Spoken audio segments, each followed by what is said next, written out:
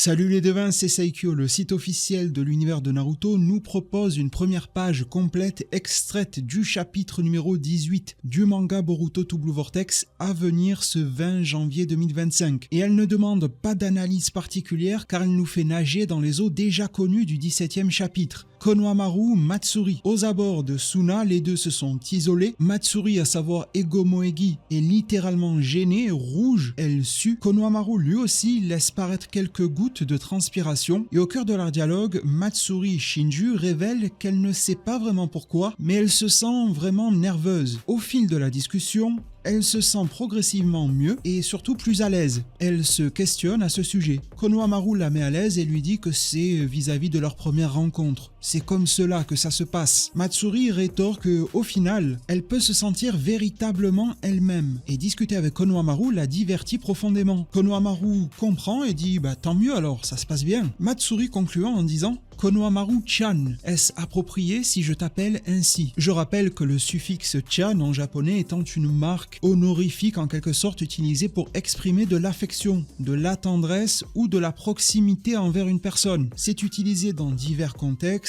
pour les amis proches, pour les enfants, pour des surnoms mignons, pour les jeunes filles et femmes, mais aussi entre couples. Au cœur de relations amoureuses, le chan peut exprimer une forme tendre de proximité. Et du coup, au Japon, bien que le chan soit affectueux, il peut être inapproprié dans des contextes formels ou professionnels. Matsuri tend donc une perche et se révèle un petit peu plus au grand jour quant à ses émotions probablement tirées de Moegi elle-même. Cette page ne bouleverse pas grand-chose à ce que l'on sait déjà. On remarque le regard de Konohamaru une fois qu'elle l'appelle Konohamaru-chan. Est-ce alors pour lui le moment opportun de trahir et de lui planter un bon coup de kunai dans le dos, ou bien est-il déboussolé? On a vu cette goutte de transpiration et le fait qu'en chapitre numéro 17, sa volonté, sa résilience était perturbée lorsque Shikamaru lui expliquait le cas et la trahison demandée par Konoha. Konohamaru est-il en train de ressentir quelque chose, que cela soit en lien avec Moegi ou simplement de la peine pour la créature Matsuri qu'il considère comme pure et voudrait trouver un autre chemin que celui proposé par Kashinkoji adossé au Jippo, ou bien va-t-il tenter le tout pour le tout,